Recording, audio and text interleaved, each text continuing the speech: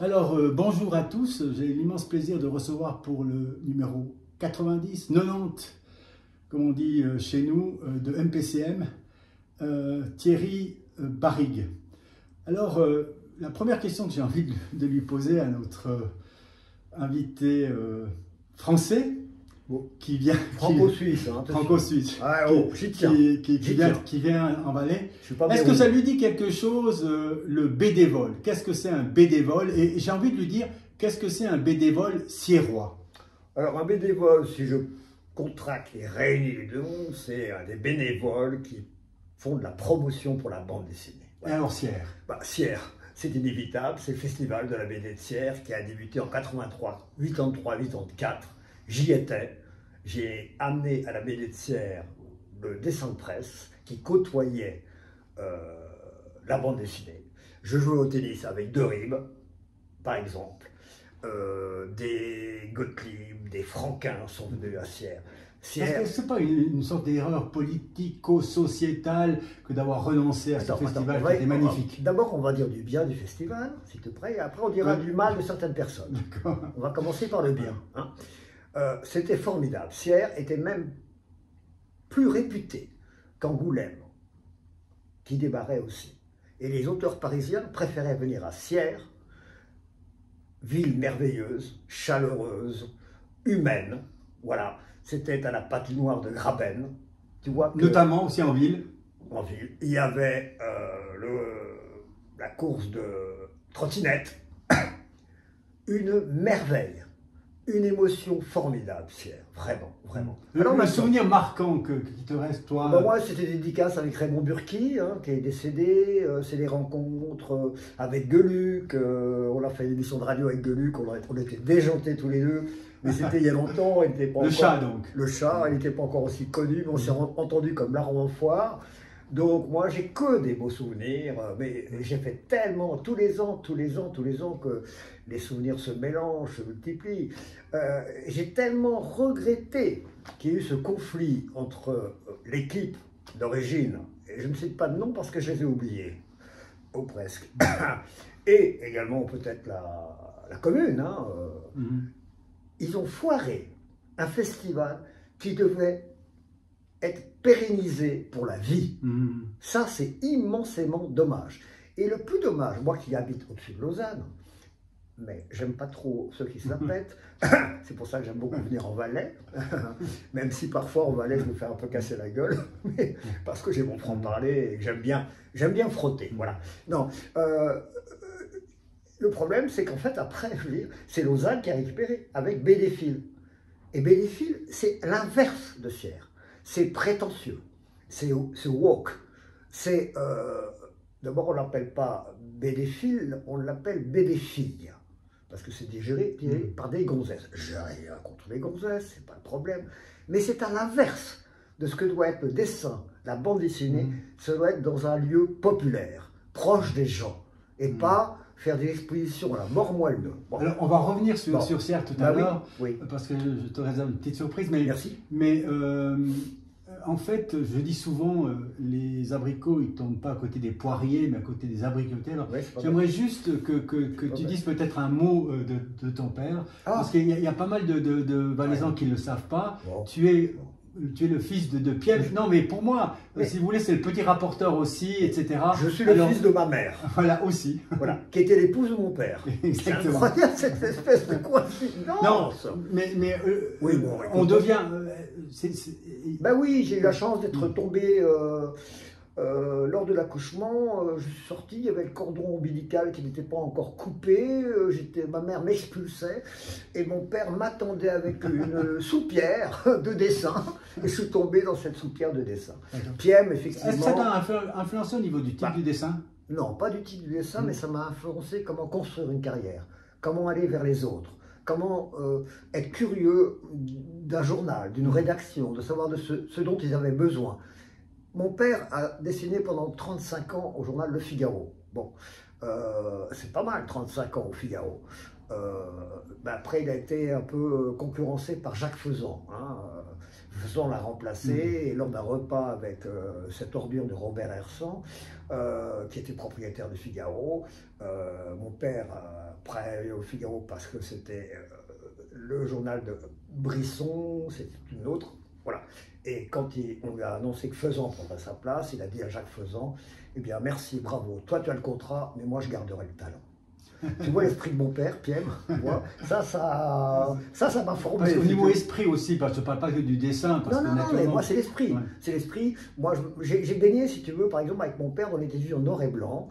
Mon père est un anti-gaulliste forcené, estimant qu'en 58, De Gaulle avait fait un coup d'État. Voilà. Et on regardait des conférences de grands généraux, noir et blanc, comme ça. Et c'était mon père.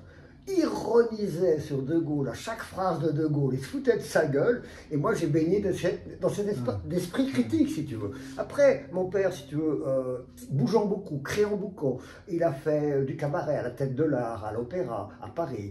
Il faisait les premières parties de Juliette Gréco, de Barbara, de Fernand Reynaud. Ensuite, il a fait les premières parties de Georges Brassens à Bobino. Ensuite, il a fait la première partie de Jacques Martin à Bobino. C'est pour ça qu'il a été après engagé par Jacques Martin pour créer l'équipe du Petit Rapporteur. Donc moi, évidemment, non, je ne veux pas t'interrompre. Hein. Non, Stéphane, je ne veux surtout pas mettre, je ne me permettrai pas de vous interrompre. Donc, là, on va rester dans le champ. On va rester dans le champ. On reste dans le champ. Donc, je disais que j'ai effectivement, pour répondre à la première question, j'ai été amoureux de ce métier. J'ai été complice de ce métier. Je n'ai pas toujours été complice avec mon père, parce que mon père ne voulait pas que je fasse du dessin. Il avait peur que je lui fasse de la concurrence. Incroyable. Hein. Bon, voilà.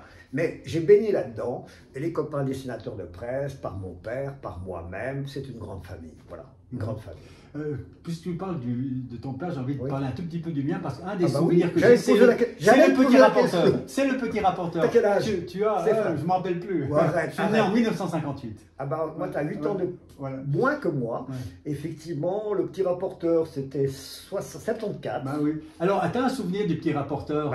Oui. Bah oui, parce que moi, j'ai connu toute l'équipe du Petit Rapporteur par mon père. J'ai même interviewé des proches qui étaient encore journalistes, écrivains à l'Aurore. Et en face des locaux de l'Aurore, j'ai été dans un bistrot pour parler avec des proches de son début de carrière. Alors forcément que j'ai été dans les coulisses. J'étais dans les coulisses du Petit Rapporteur. Mon père me racontait aussi comment se passaient les débriefings, parce que le Petit Rapporteur et la lorgnette, c'était le dimanche. Hein. Et puis le lundi, j'étais chez Jacques Martin pour faire un débriefing de l'émission et préparer la suivante. Et ça se passait très mal, car Martin avait un caractère de cochon, mon père Pierre avait un caractère de cochon, et les autres aussi, sauf Pierre Bond qui était adorable, mais bon, voilà. Donc, il me racontait que ça se passait pas forcément bien, qu'à chaque fois, et surtout la femme à l'époque de Martin, qui a été la première, hein, pas la seconde qui a été piquée par Sarkozy, ce qui a donné l'occasion à Martin de foutre un coup de poing dans la gueule de Sarkozy. Moi, au moins, il aura un mérite, Martin, c'est leur frapper Sarkozy. Bon, il fallait se baisser pour le frapper, mais c'est pas grave. Humour. Donc, mon père arrivait au briefing, il amenait des roses à la femme de Jacques Martin à l'époque. Ça se passait pas très bien. Mais alors, il demandait au fleuriste de lui retirer toutes les épines des roses. Il offrait les roses à part. Il achetait une petite boîte en argent, il mettait les épines des roses et il l'offrait à la femme de Jacques Martin. Tu vois l'ambiance, quoi. Alors, pour voir l'ambiance, je vais d'abord montrer aux spectateurs avant que tu voies cette surprise, parce que je reviens maintenant, à Sierre, et je te montre un de tes dessins que tu as peut-être oublié. Oui, parce que j'ai dit un peu. Oh là là, c'est c'est vieux, hein. C'est mal dessiné, mais il y a une idée. Attends. C'est mal dessiné, c'est mal dessiné, mais il y a une idée. C'est qui cette Betty? Ah, Betty, c'est Béatrice Riant. Ah, c'est Betty, qui était bénévole. Ah oui, d'accord. Ah oui, non mais, il y a une idée, il faudra que je le refasse. Il y a une idée. Ah oui, il y a une idée. Alors, Sierre... Et tu sais, ça c'était des dessins très spontanés que je faisais en dédicace, parce que moi j'aime bien la spontanéité. Qui était très apprécié par les gens, oui, mais c'était génial. Mais j'aime bien la spontanéité. Moi, je ne suis pas un auteur qui réfléchit. Et attendez, dans une demi-heure, le dessin sera prêt. Non, voilà. Alors, là, je peux en témoigner. Je peux en témoigner parce que Barrigue, j'ai eu la chance de le rencontrer récemment à Saint-Pierre-de-Clage. Exact. À Saint-Pierre-de-Clage, où il avait son stand. Et naturellement, c'est l'occasion de vous montrer son dernier.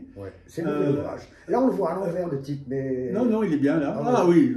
Attends. Peut-être à l'envers. Non, voilà. Alors, voilà. Ça s'intitule voilà. Pour en finir avec Barrigue. Voilà, exactement. Hein? Mais d'ailleurs, Barrigue doit dégager. Oui, absolument. Hein, doit dégager. Absolument. Donc, pour en finir avec Barrigue, attention, sur la... Ouais. Écoute, 55 ans de métier. J'adore l'autodérision. D'abord, pour se moquer des autres, il faut d'abord savoir se moquer de soi-même. Premier point. Okay. C'est ce que n'a pas compris Béraud. Pour rester dans l'actualité. Pour en finir avec Barrigue, ce livre, j'ai mis tome 1. Que les gens ne se disent pas « Ah, enfin, on va en finir avec Barrigue ». Non, ce n'est que le tome 1. Et alors, lorsqu'on s'est rencontrés à Saint-Pierre-de-Gages, tu m'as dit quelque chose en disant que tu avais renoncé en quelque sorte un peu au dessin politique pour être dans le dessin sociétal, etc., la dérision amicale de Monsieur Tout-le-Monde, etc. Bah, la vie de nous tous tous les jours, la vie de nous tous les jours, malheureusement ou heureusement. Là, déjà, pourquoi je reviens au niveau politique, pourquoi cette décision? J'allais te dire, parce que la vie de tous les jours, c'est nous, et ça m'intéresse, c'est effectivement sociétal. On peut parler d'énormément de choses qui nous touchent de près. Évidemment, si tu veux, après l'Ukraine, Gaza, ça nous touche, mais pas d'aussi près quelque part, tu vois. Et puis moi, ça fait 55 ans que je fais ce métier. 55 ans que je fais du dessin sur la politique.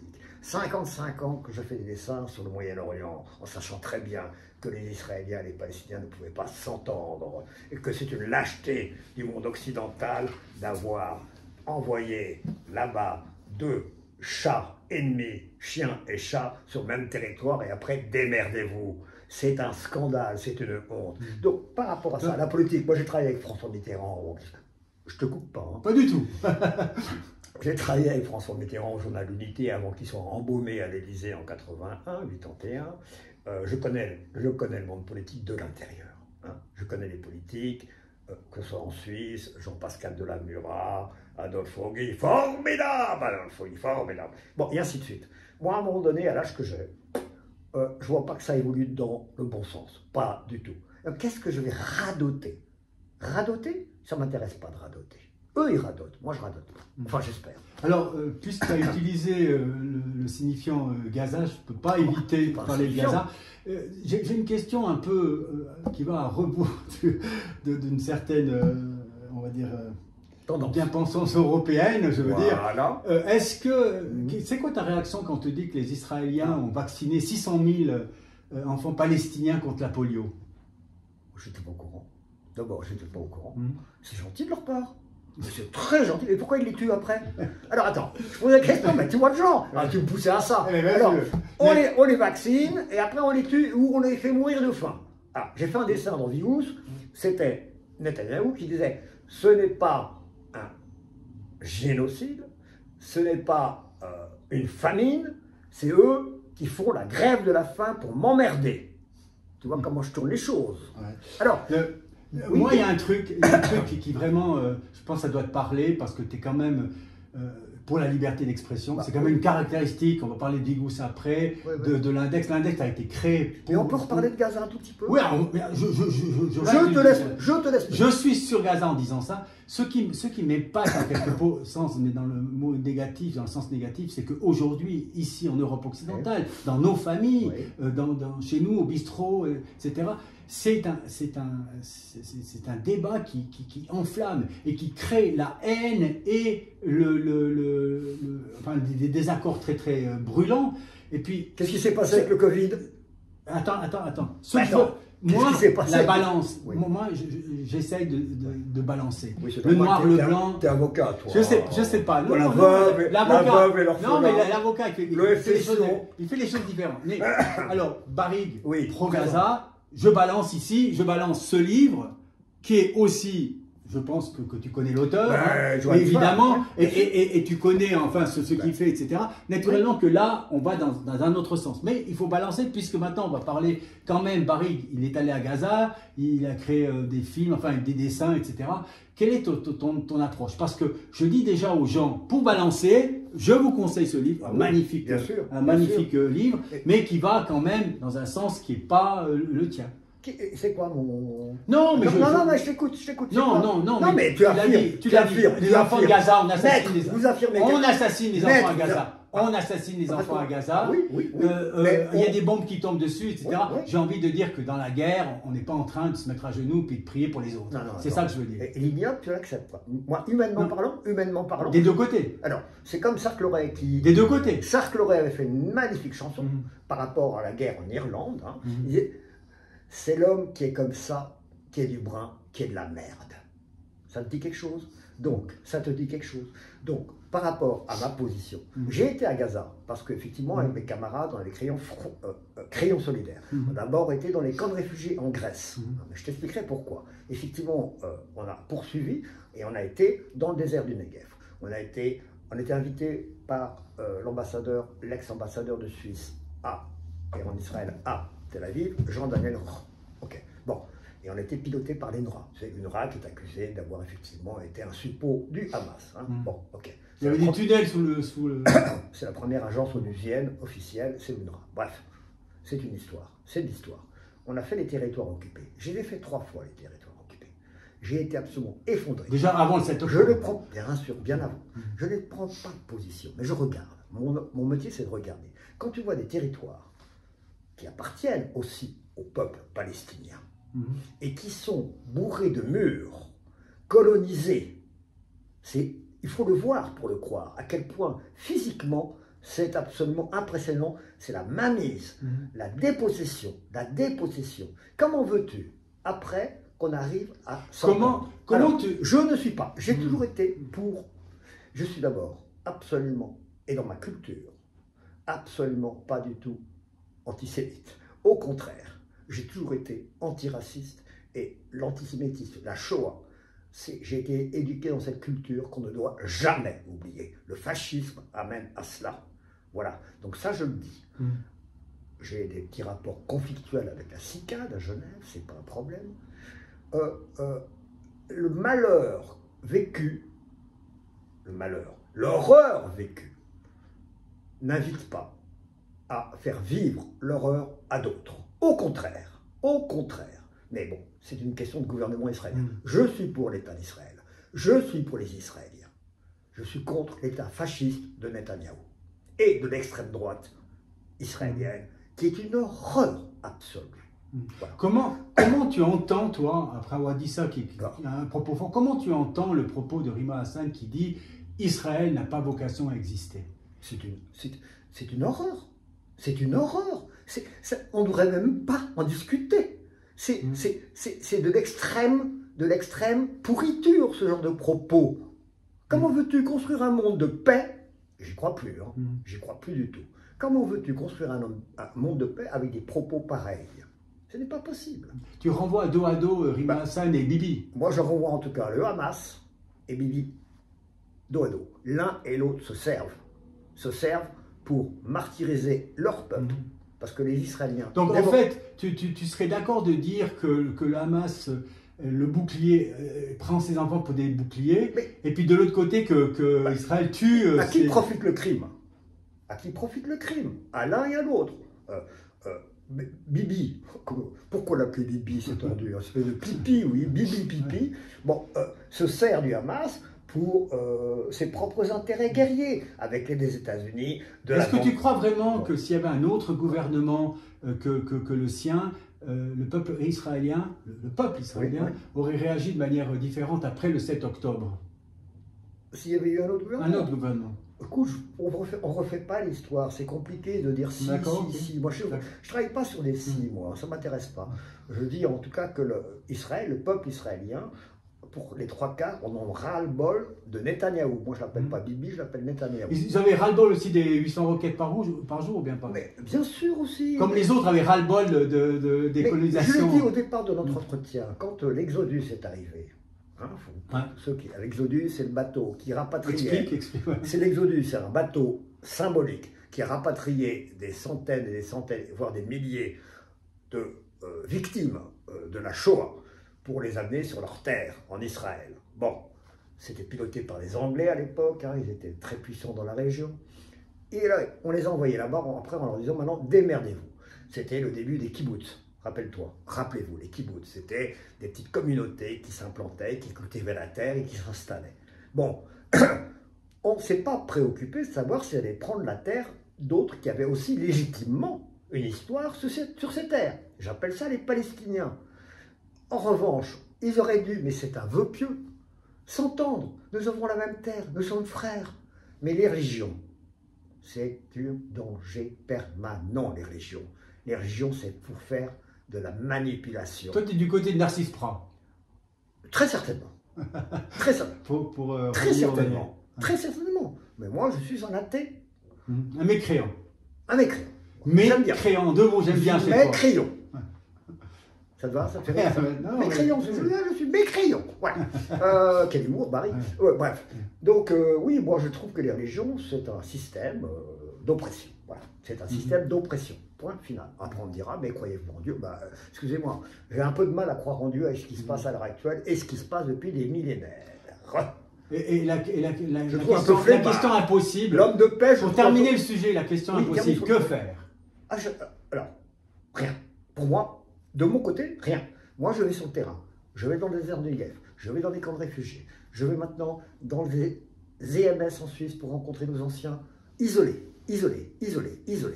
Et pour faire un dessin, pour leur discuter avec eux. Moi, mon action maintenant, c'est de ne pas être celui qui regarde de l'extérieur, mais je veux m'impliquer en étant proche des gens en question. Maintenant, est-ce que ça va faire avancer les choses? Non. Comme un dessin humoristique de Plantu, de Cabu, de Chartres, de Wolanski, n'a jamais changé le monde et nous permet de mieux supporter le monde. Alors, c'est déjà pas mal. On revient au Valais, parce que Barrigue a eu la gentillesse à l'époque, j'ai toujours la gentillesse. Manipulation et mensonge d'État, c'est un livre sur un des scandales les plus importants, mais qui n'est rien, là je le dis, qui n'est rien par rapport à l'affaire des constructions illicites Là je ne sais pas si je le mets à l'envers ou à l'endroit, mais c'est pas grave, etc. Nous verrons ce qui se passe. Alors là, il y a ce dessin. Attends, c'est quoi ce livre? Ça, c'est mon livre sur l'affaire Bessé-les-Dorsat. Et puis là, alors, il y a un dessin de Barrigue qui illustrait en quelque sorte dans le matin à l'époque les articles de Jean Bonnard et qui met ici comment il s'appelle? Hans Wier. Tu vois que j'ai la mémoire. Hans Wier, j'ai toute confiance dans ma commission parlementaire. Et alors? Et puis, je veux peut-être en montrer un deuxième aussi, je crois que j'ai ici. Le deuxième que j'ai mis, alors c'est la Banque cantonale, devant la Banque cantonale, je surveille la caissière, le premier qui achète ce journal, je dépose plainte contre lui. Alors, naturellement, je vais introduire ça, l'importance que tu donnes à la liberté d'expression et l'importance, et là je vais directement du côté de Charlie, pourquoi c'est tant important de la liberté d'expression, puis surtout comment tu expliques ce dérapage entre 1900, la date de notre naissance et aujourd'hui la liberté d'expression. Vas-y, dis-nous quelque chose. Dis-nous quelque chose. Tu poses des questions idiotes. Voilà, j'adore cette question idiote. Dis-moi. Pourquoi dis-moi. La liberté d'expression serait aussi... C'est une question de démocratie, imbécile. Voilà. Et, comment expliquer ça aux jeunes alors? Puisque aujourd'hui on est dans un monde, on est dans un monde incroyablement solitaire. Aussi, puis au niveau de la censure. Et en plus, manipulé par les fake news. Trump en est un exemple sublime. Parmelin aussi, par exemple. Il trouve qu'en Chine, on est bien mieux protégé qu'en Suisse. C'est génial, non? Bon, bref. Comment les jeunes peuvent-ils digérer un maximum d'informations qui circulent avec des téléphones portables, Internet? Ça va très vite. On picore. Comment veux-tu te faire une opinion par rapport à ça? C'est pas possible. Il faut qu'il y ait un phare. Il faut qu'il y ait un phare dans la nuit. Un phare, c'est la démocratie exercée par des gens qui ont une culture. Une culture, ça veut dire avoir une mémoire de l'histoire. Il faut savoir que ce qui arrive aujourd'hui n'arrive pas par hasard. Ça a été construit des années avant. Et maintenant, les jeunes journalistes ou les jeunes n'ont pas cette mémoire, parce qu'on ne leur enseigne pas cette mémoire. Et ça, c'est dramatique. Donc, tout ça, c'est de la liberté d'expression. Et c'est pour qu'on puisse vivre ensemble, échanger ensemble. Moi, il y a une phrase que je dis assez souvent, j'aime bien provoquer. Ah oui, je suis un provocateur. Pourquoi? Parce que quand on provoque, c'est-à-dire qu'on regarde la personne dans les yeux, on parle avec elle, on échange avec elle, on la provoque, on provoque une discussion. Si tu méprises cette personne, tu ne la regardes pas dans les yeux et tu l'ignores. Et ça, c'est plus grave. tu vois. En revanche, je n'aime pas choquer. Choquer, ça ne m'intéresse pas. Parce que choquer, c'est repousser et violenter l'autre, quelque part, violenter l'autre, choquer. Provoquer, c'est hyper important. Donc, la liberté d'expression est pour moi fondamentale. Et elle est au plus mal parce que la presse, en général maintenant, et les médias télévisés et autres, appartiennent à des milliardaires. Et ils ne veulent surtout pas d'esprit critique sur leurs affaires. C'est ça, c'est Bolloré, c'est Vuitton, et d'autres, c'est eux qui possèdent pour la presse française. En Suisse, on voit que la presse s'écroule. Pierre Lamunière a vendu le groupe Edipresse aux Alémaniques. Maintenant, il fait du fric dans l'architecture et dans l'immobilier. Et il y a quoi? Il reste quoi? Il reste quoi? Tu regardes maintenant, je ne sais pas comment ça se passe pour Nouvelliste, mais 24 heures dans le canton de Vaud, il n'y a plus que 8 pages quasiment, où il n'y a plus d'enquête, il n'y a rien, il n'y a plus d'esprit critique. C'est ça qu'on donne aux jeunes comme avenir. Non, je trouve ça scandaleux. Il y a une responsabilité des journalistes, y compris des caricaturistes. Il y a une responsabilité des journalistes qui, à un moment donné, j'ai bien vécu ça, j'étais 29 ans au matin. Moi, je me suis fait virer du matin, j'avais ma grande gueule, ok, c'est pas un problème pour moi, j'étais libre et je suis resté 29 ans en étant libre, c'est déjà pas mal. J'ai vu quelques journalistes cirer les godasses, lécher les pieds pour pouvoir grimper, avoir des postes à responsabilité. Ça, c'est une responsabilité, bien sûr. Après, tu parles de la responsabilité des dessinateurs de presse. Nous, les dessinateurs de presse, nous sommes des empêcheurs de tourner en rond. Voilà.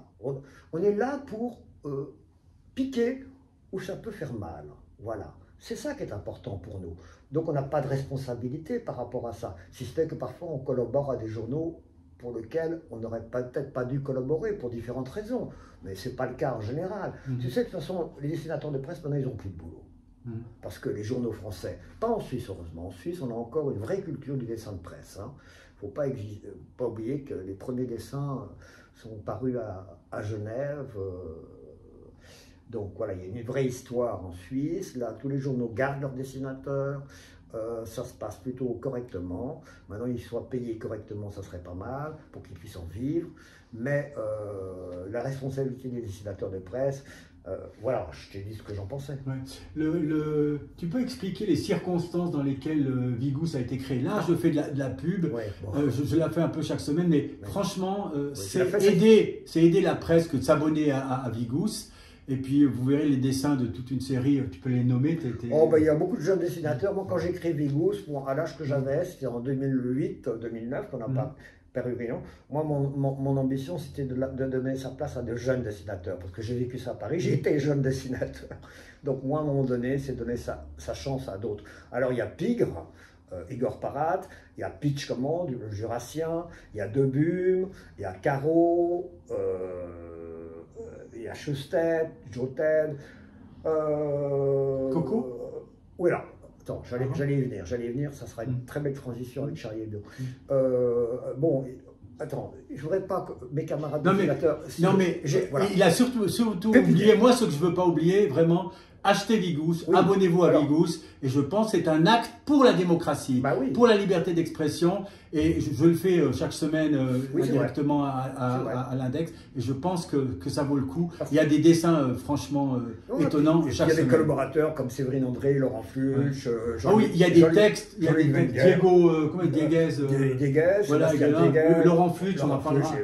Et le rédacteur en chef, Stéphane Babet. Donc effectivement, moi quand j'ai créé le journal, j'avais pensé depuis plusieurs années, parce que moi je suis de la génération 68, j'ai connu l'Enragé, le premier journal des barricades, ensuite les Harakiri, enfin, je me dis, mais pourquoi en Suisse nous n'avons pas un journal satirique? Les Suisses ne sont pas plus cons que cela, je veux dire. Alors cette niche était vide, parce que Ariane Beyer avait foiré, si je puis dire, Saturne, d'autres journaux s'étaient écroulés. C'était un autre style. Là. Oui, absolument, le style, mais moi je ne trouvais pas que c'était bon. Moi j'ai dit, il faut faire un petit hebdomadaire vif, vigoureux, alerte. Vigous. Vigous. Voilà. Et avec Mix et Remix, il m'a entendu sur Couleur 3, je veux faire un journal Vigous. Et Mix m'a envoyé après un message en disant Vigous, le petit satirique roman. Ah, c'est comme ça que le nom est écrit. Voilà. Et j'ai dit, mais t'as raison. Puis après, Mix me dit, mais c'est nul comme titre. Tu penses, ça fait 15 ans que Vigous est là. Voilà. Donc c'est de l'hygiène démocratique. Donc c'est Laurent Flutsch, toi et Patrick Dorman, il ne faut pas oublier. Patrick Dorman qui est décédé. Oui, bien sûr. Oui, alors qu'est-ce qui a motivé moi, la passion pour la presse, donner un outil de démocratie aux lecteurs, qui faisait tous les vendredis un journal qui parle différemment de l'actualité, qui lui parle avec une écriture humoristique, critique, avec des dessins de qualité, et qu'on ait ça tous les vendredis. Ça nous changera de la purée de merde qu'on nous resserre en général dans la presse maintenant. Voilà. Ça change. Il y a aussi le facteur liberté qui est vraiment total pour les dessinataires. Oui. Ou bien on commande des dessins. Pour les dessinataires, tu as dit, ou les dessinateurs. Maître, vous pouvez vous exprimer correctement. C'est même pas un lapsus, je crois. D'accord. Oui, alors, est-ce qu'il y a des commandes de sujets ou c'est vraiment la liberté donnée au... Alors, écoute, ça se passe comme ça. Il y a un briefing le jeudi où on critique le numéro précédent. Et on prépare le numéro suivant. Et puis on dit voilà ce qui va se passer dans l'actualité la semaine prochaine. Est-ce que c'est un thème de une qu'on pourrait garder, retenir? Donc 2-3 thèmes. Après on se dit il y a le week-end qui va passer, donc on va regarder. Mais on fait un menu. Et dans ce menu, les dessinateurs choisissent ce qui les pique, ce qui les intéresse. Voilà. Et après, la rédaction en chef choisit tel ou tel dessin à faire réaliser aux dessinateurs. Voilà. Quelle est la réaction de Vigous, par exemple, lorsque les supporters de Maudet disent « vous avez quand même poussé le bouchon très loin » Maudet, Vigous a adoré se moquer de Maudet, à juste titre pour son voyage, c'est pas très, enfin je sais pas moi. Moi de toute façon, Maudet, ça m'amuse parce que je me suis toujours bien entendu avec Maudet depuis très très longtemps, puisque c'est moi il m'a demandé son faire-part de mariage. Ah, d'accord. Alors si tu vois, moi avec Maudet, je suis cuit, voilà, non, mais bon. Alors Maudet, moi, si je vous rencontre, on plaisante. Après, personne n'est parfait. Et lui, dans sa fonction, et puis, semble-t-il, d'après toujours ce que j'entends de Daniel Picasse, son mode de fonctionnement comme meneur d'équipe à Genève est pas très bon. Voilà. Donc, puisque je suis en Valais, que j'aime piquer aussi, j'ai envie de dire comment ça se fait que Vigous a si peu parlé de l'affaire des constructions illicites de Verbier, qui est un monument, mais absolument incroyable. Je dis aux gens, mais vous vous rendez pas compte à quel point, je le dis vraiment en baissant la voix, j'avais raison. À quel point j'avais raison. Vous ne vous rendez pas compte. Mais lisez prochainement l'index, ça va chauffer à blanc. Mais à part mais alors pour ça, parce qu'on n'a pas de correspondant Valais. D'accord, ok. Si tu veux être notre correspondant Valais, tu peux même signer d'un pseudo. En plus. Alors, tu signes Constantin. Non, mais mon principe, c'est quand même d'assumer mes propos. Mais si tu veux nous aider, parce que nous, on recherche. Alors, on nous reproche d'être trop vaudois, Lausanne. Mais on a eu l'affaire Versoix à Genève. Ah oui, exactement. Qui a été un succès pour nous, et qu'on devait mener jusqu'au bout. Donc là, cette histoire de Verbier, moi, elle m'intéresse profondément, je te l'ai déjà dit. Simplement, il faut qu'on ait quelqu'un qui puisse être sur place pour enquêter. Dans ce livre, qui est la tambouille par rapport à Verbier, manipulation et mensonge d'État, il y a un passage sur les Tifous, et Christian Moron, Tifous, c'est les Franquins, c'est le dernier truc, etc. Et un truc qui m'avait étonné, c'est quand Moron, il me parlait, quand il voyait Franquin dessiner. Et là, nous étions au desk de mon étude tout à l'heure, et tu m'as expliqué quelque chose qui m'a fait immédiatement penser à ça, à savoir, il a le dessin dans l'esprit qui vient dans le crayon automatiquement. C'est comme... c'est ton rapport au livre, d'ailleurs. D'ailleurs, ici, on essaye d'avoir 3 bouquins proposés par Barrigue. J'ai pas réussi parce qu'il n'en a qu'un seul à proposer. C'est l'occasion de dire d'abord quel bouquin, puis après tu nous expliques pourquoi. Le bouquin que... Alors, j'ai un bouquin, il y a déjà de nombreuses années, qui m'a profondément marqué et ému. C'est L'amant bilingue de Juan Marcé. Voilà, ça se passe à Barcelone, c'est une histoire d'amour, de retrouvailles, de séparation. Et puis tout se passe dans des quartiers de Barcelone, on marche dans la rue, il y a les bistrots. Ce livre est profondément humain parce qu'il nous ressemble, quelque part. Ou alors il me ressemblait, je ne sais pas, peut-être. L'amour bilingue. L'amour bilingue, l'amant bilingue. L'amant bilingue, et puis l'auteur? Juan Marcé. D'accord, ok. Alors, dis maintenant ton rapport alors, moi, j'ai un à problème. l'image et au livre, et au mot. Oui, je suis un peu comme Zeb, parce qu'on a, on a eu la même réflexion. Est-ce que vous lisez et tout? Et j'ai un gros problème. J'ouvre un livre. On a des tonnes de bouquins chez nous, parce que je suis passionné par le livre, parce qu'il peut raconter et tout. Mais une page, 2 pages, je lis, 3 pages, 4 pages, je lis. Puis à ce moment-là, pendant ce temps, mon petit cerveau imagine ce que je suis en train de lire pour inventer une autre histoire que je pourrais mettre en dessin. Donc j'arrive jamais à la fin d'un bouquin. Par exemple, 100 ans de solitude. J'ai fait que les 2 premiers mois des 100 ans de solitude. Tu vois, je veux dire. Donc voilà, je m'échappe. Voilà. J'arrive pas à lire un bouquin jusqu'au bout parce que je dois absolument tout d'un coup réfléchir, imaginer et que je suis reparti ailleurs. Voilà. C'est dommage, c'est vraiment dommage. Moi j'ai une femme qui est excessivement lectrice. Elle arrive, elle se plonge dans un bouquin, elle lit énormément, elle chronique d'ailleurs dans Vigous, et je l'admire pour ça, parce que elle me raconte après ce qu'elle a lu, c'est chouette quoi. Mais moi je peux pas, j'ai besoin de revenir à ma feuille blanche et puis trouver mes propres. Comment naît le dessin chez Barrigue? Par césarienne. Tu accouches? Non, c'est douloureux, c'est douloureux. C'est toujours douloureux, oui, mais avec le temps, c'est de moins en moins douloureux. C'était tellement dans mes premières années, dans les années à Paris, quand je décidais pour Rock et Folk, Télérama, entre autres. Alors là, je passais des nuits entières à chercher une idée, j'avais pas le trait qui fonctionnait. Là, c'était vraiment un accouchement au forceps. Mais avec le temps, tu fais 1, 2, 3 dessins tous les jours pour un quotidien, ton trait s'arrondit, tu comprends comment ça fonctionne. Et après, tu sais qu'en écoutant la radio, en regardant les tes sources, quand tu faisais du dessin politique, c'était beaucoup les sources. Maintenant, je regarde toujours, je suis obligé quand même, tu vois. Oui, radio, télévision. Radio, télévision et tout. Et en même temps que j'écoute, que je regarde, il y a des idées qui surgissent. Là, j'ai proposé à Vigous, ils n'ont pas passé, c'est dommage, pour le numéro qui sort ce prochain vendredi. C'était la veille de la démission, et Bayrou a été foutu dehors, quoi. Il a demandé la... Bye bye, Bayrou. Bye bye. Et puis c'était évident qu'il allait être, ça allait être bye bye. Alors tu sais que dans les caricaturistes, Bayrou, on le fait toujours, il y a des oreilles, mais alors, c'est plus des oreilles, c'est des choux-fleurs, hein, c'est énorme, quoi. C'est là. Alors moi, je faisais Bayrou comme ça, qui s'était complètement défait avec ses grandes oreilles, il était battu. Puis quelqu'un qui disait, mais bon, maintenant qu'on a les oreilles, on voudrait la queue. C'est une référence. Indécent? Alors, je sais pas. Ça a été Non, mais moi, je ne l'ai jamais vu publier, je comprends. J'ai essayé de le défendre, ce dessin, non. Il m'a dit, ouais, non, on ne va pas parler de Bayrou, c'est trop tard, voilà, des choses comme ça. Et moi, l'idée de la corrida, avec ses grandes oreilles, on a les oreilles, maintenant on aimerait la queue. Il y a la queue et les oreilles, comme on dit. Bon, voilà, c'est pas grave. C'est pas grave. Mais comment s'organise le débat pour la une de Vigous, qui fait toute la page, etc. Je ne participe plus. J'étais rédacteur en chef pendant 5 ans. Comment ça se passait pour choisir A, B, C, D? Écoute, c'est simple, on choisissait d'abord un thème.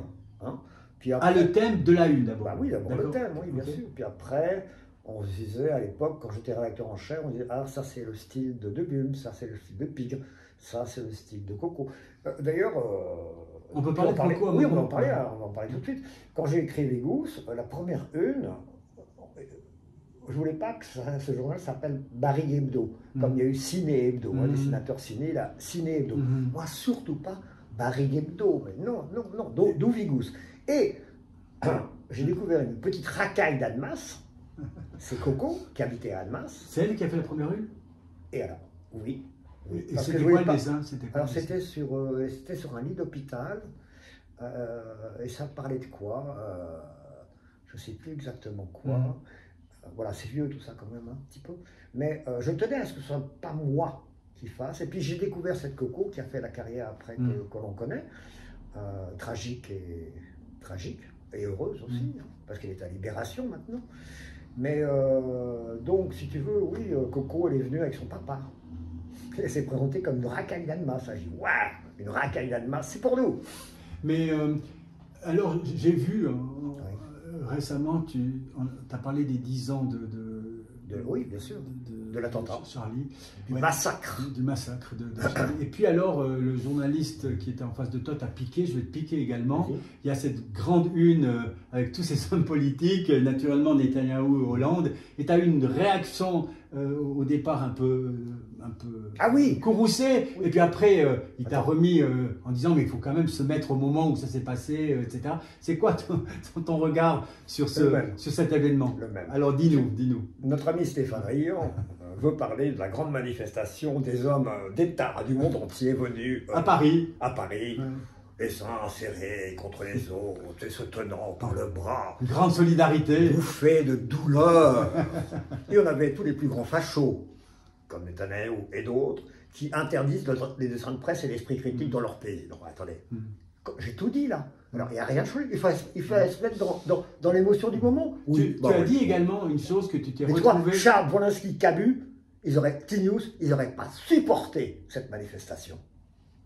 Tu as dit aussi que tu as rencontré après Hollande, et ça c'est assez intéressant. Tu as posé une question très intéressante à Hollande, dis-nous laquelle. Écoute, j'étais avec François Hollande, nous étions. Avant, parce que je connais la réponse que tu vas donner, je veux juste dire à ceux qui nous écoutent attentivement maintenant, que dans cette question-là, il y a quelque chose de fondamental au niveau de la démocratie. Alors, donc, on était à côté de Limoges, à Saint-Just-le-Martin, où depuis plus de 40 ans se tient un grand salon du dessin de presse. Voilà. Les plus grands ayant toujours été. Voilà. Et à un moment donné, c'était il y a 3-4 ans, 4-5 ans, je sais plus, François Hollande venait en visite, s'extasiait devant les dessins, sur l'humour des dessinateurs.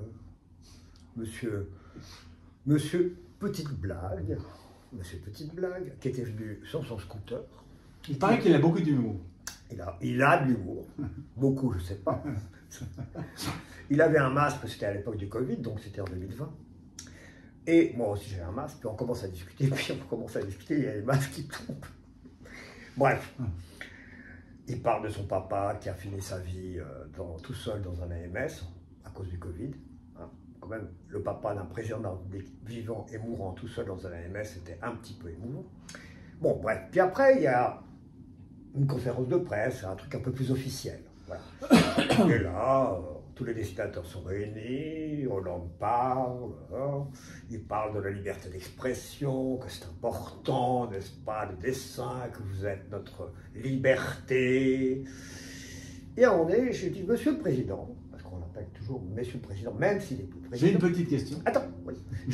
J'aimerais vous poser une petite question quand même, parce que vous êtes là aujourd'hui pour nous dire que la liberté d'expression est importante, qu'il faut la protéger et tout.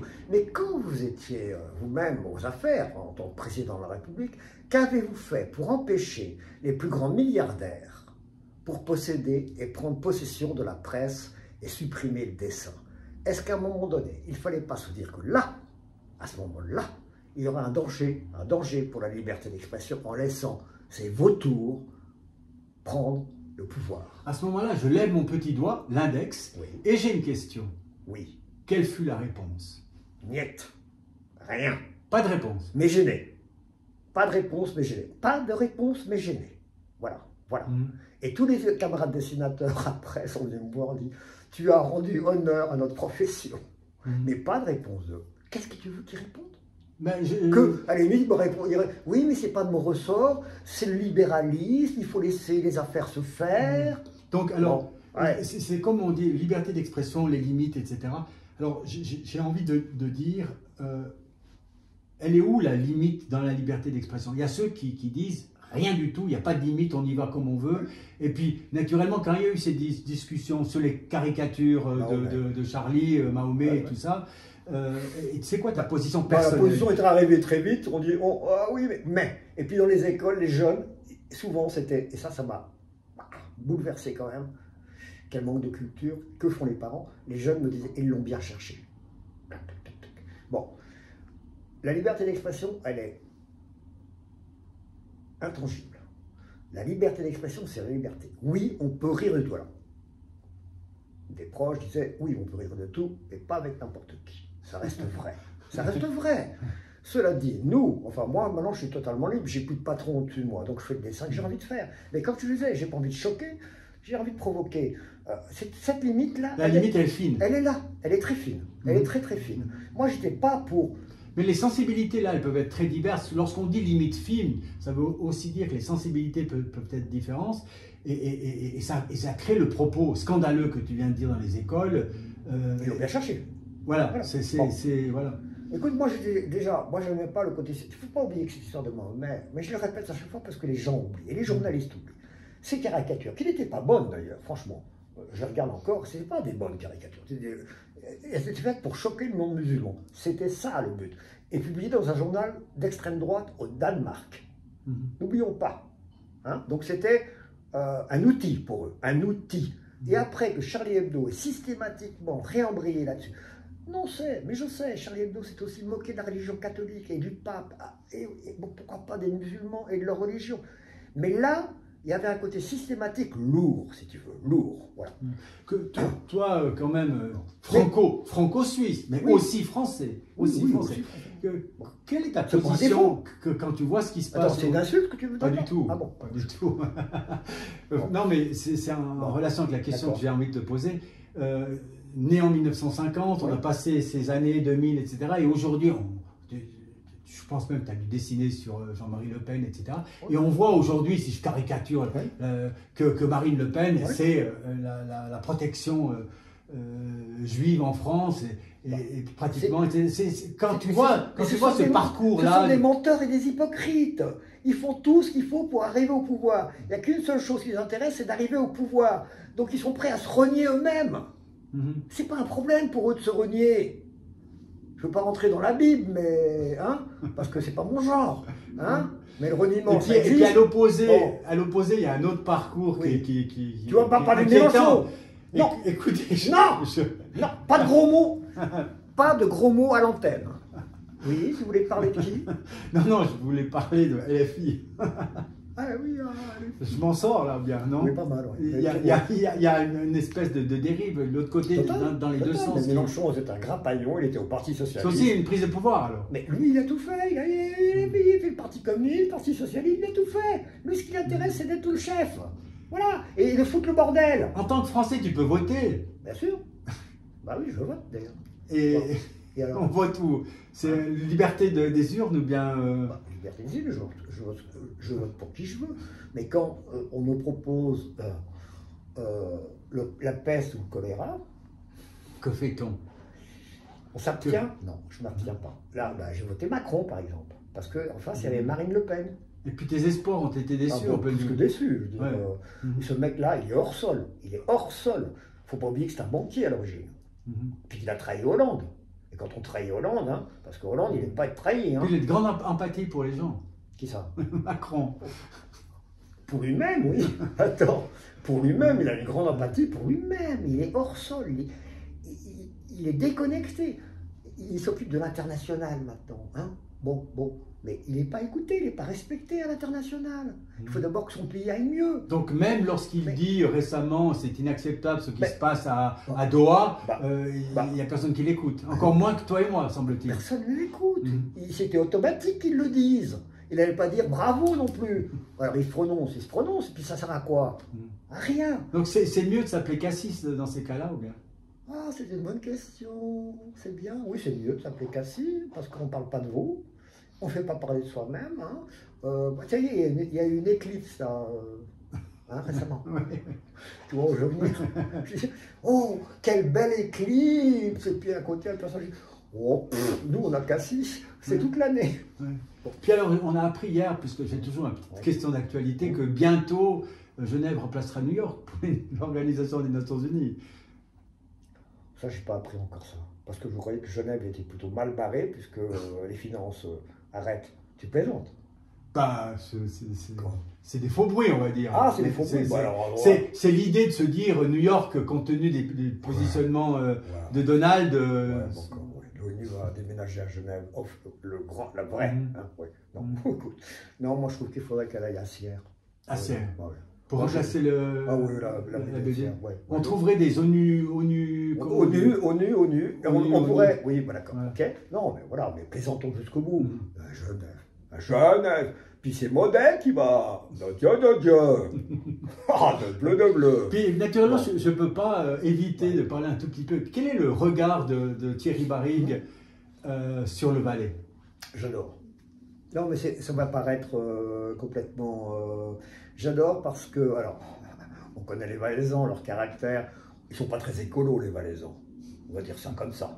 Moi, je trouve que l'état de la planète, elle m'inquiète énormément. Donc, il faudrait peut-être quand même, parfois, je sais, mais ça empêche le business. Bon, d'accord. Bon, puis peut-être qu'il y aura bientôt plus de neige. Alors, qu'est-ce qu'ils vont faire, les Valaisans? Du VTT. Oui, ils feront du VTT, par exemple. Mais c'est très bien, reconversion. Non, l'esprit valaisan, je les adore, franchement. Et c'est quoi l'esprit valaisan pour Barrigue? Ils n'aiment pas se laisser marcher dessus, vraiment. Ils ont leur franc-parler. Assez cash alors, tu dirais, ouais, cash, j'aime bien. Et donc moi j'aime bien cet état d'esprit-là, ça me correspond personnellement. Et je sais que j'ai eu des conflits comme ça, parce qu'on se parlait franchement, mais après on était les meilleurs copains du monde. Donc on peut s'affronter, on va pas se cogner, j'entends, mais on peut... Le débat entre Valaisans, il est plus réel que les débats sur les plateaux français. Certainement. Malheureusement, je viens pas assez souvent au Valais pour pouvoir Et bon, j'étais à la montagne, vers Corin, tout ça. Bon, je vois bien. Puis le Valais, il y a le Valais roman, si je puis dire, puis le Valais alémanique. Mais j'aime le Valais. Je trouve. Mais une fois de plus, moi je suis parisien. Donc, je suis né à Paris, j'ai vécu 30 ans à Paris. Je déteste les Parisiens. Je déteste les Parisiens. J'adore Paris. Paris est une ville merveilleuse, architecture et pour les musées et pour les théâtres, oui. Mais les Parisiens, s'il en reste encore, sont d'une prétention absolue. Il faudrait que la France prenne un exemple sur la Suisse, qu'on fasse une régionalisation, qu'on ne donne plus le pouvoir à Paris, mais qu'on lui donne... Mais le français, il est jacobin de naissance. Total. Voilà, par exemple. Bon. Alors, moi, en tant que Parisien, voilà. Mais moi, ce que j'aime, c'est la diversité de la Suisse. Mais je viens en Valais, je suis heureux, je vais dédicacer à Sion 2 fois. Donc je vais venir bientôt à Sion pour dédicacer. Je vais aller à Sierre. Où ça Bon, Payot, pour ne rien te cacher. Okay. Et puis là, je suis venu, je suis passé chez Manor pour m'acheter des feutres. Et puis, j'ai prévu d'organiser une dédicace chez Manor. Je serai à Sierre, également chez Payot. Et puis, j'adore aller dans le Jura aussi. À Delémont, Porrentruy. Là, je vais bientôt... Au château non, je ne vais pas au château. Je vais à Porrent, je vais dans une librairie. À Delémont, je vais dans une librairie. Là, je vais bientôt aussi aller à la foire du livre du Locle. Et j'ai fait de nombreuses fois la foire du livre du Locle, avec mon père, parfois d'ailleurs. Et j'adore aller là-bas. Je quitte la Riviera alémanique, Montreux, Vevey. Je quitte. Ouais. Et puis la journée de Barrigue aujourd'hui, c'est quoi la journée type de Barrigue? Je suis aujourd'hui parce que je perds du temps, je suis avec un avocat. Et tous les autres jours de la semaine. Je suis plutôt... Mais un avocat riant. Excellent, ouais. Stéphane. Je le dis souvent, je le dis ici, rares sont les gens rares sont les gens qui, de leur vivant, peuvent dire qu'ils mourront en riant. Hein? Alors, pour revenir à des choses plus sérieuses... non. Ma journée, écoute, je suis plutôt un lève-tôt. J'étais un couche-tard, parce qu'à Paris, tout ça, je travaillais beaucoup la nuit. Maintenant, je suis plutôt quelqu'un qui a besoin de se coucher pas trop tard pour réfléchir un petit peu à sa journée. Clac. Et afin de se lever le plus tôt possible, parce que c'est là où je me réveille. Voilà. Prendre les informations, j'écoute ce qui s'est passé pendant la nuit, en général que des horreurs. Pas de souci. J'avais fait un dessin, une femme et un monsieur au lit, et ils avaient la radio à côté. Et... Le monsieur, c'était toi? Non.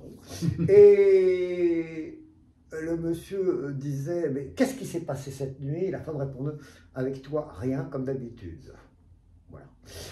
Donc, je me réveille, je prends un café, je prends un petit déjeuner, et puis je commence à... Voilà. Je m'organise ma journée, et puis c'est vrai que les idées les plus dynamiques, je vais plutôt les trouver le matin, quand je suis encore pas abîmé par la journée. Alors, on va terminer cet entretien. Déjà Ben oui, on a passé le temps, mais on n'a pas eu passer, moi non plus. Ouais, j'aimerais Cabu, Wolinski, Honoré, Charb, je sais pas, un petit souvenir de... Bon, moi, j'en ai tellement, si tu veux. Je sais. Alors, tu vas devoir le choisir. Tu n'as pas voulu choisir des livres. Alors, on va dire qu'au lieu de choisir les trois livres, Honoré, j'ai travaillé avec lui quand j'étais à Paris. Voilà, par exemple. Camus, c'est un copain immensément talentueux. Je n'arrive même pas au minuscule pied de sa cheville de talent. Mais on se voyait, par exemple, à Saint-Jean-Cap-Ferrat. Une des dernières anecdotes avec Camus, on est là, on discute. Forcément, il connaît Pierre, mon père. Je prends mon téléphone, mon père était encore vivant. J'ai mon père au téléphone. Ah, je vous passe, je disais vous à mon père, je vous passe Camus. Et Camus dit, c'était 3 mois avant les attentats de Charlie Hebdo. Camus dit à mon père, ah, dis donc, t'es encore là, toi? T'es le prochain à mourir. Et 3 mois après, c'est Camus qui s'en va. Ça glace? Ça glace, rétrospective, ça glace. Tinius, on a fait des tas de voyages avec Plantu et autres, c'est un immense talent, un type adorable, très agressif comme ça, mais tellement adorable et un dessin magnifique. Wolinski, écoute, moi j'ai toujours adoré les maîtresses de Wolinski. Bon, ça c'est fait. Il dessinait les seins comme personne. Oui, bien sûr, mais il est touché aussi. Ouais. Et alors, Maryse, on s'excuse, enfin tu es au courant, Maryse c'est sa femme officielle. Voilà, c'est des copains, c'est une bande. Et puis Coco qui a tapé le code pour rentrer, pour que les terroristes, les salopards. Elle avait une Kalachnikov sur la tente, elle venait de déposer son bébé à la crèche. Qu'est-ce que tu veux faire dans ces cas-là? Qu'est-ce que tu peux faire? Moi j'étais là, et puis j'étais chez moi, j'ai attendu ça, puis j'ai pris mon téléphone, j'ai essayé de téléphoner à Camus, à Tinius. Ça ne répondait pas.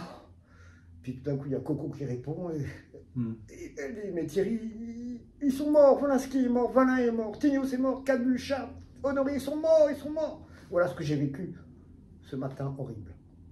Ça va comme conclusion. Merci d'avoir partagé ça et merci pour ce moment, Thierry. Merci à toi, c'est un plaisir.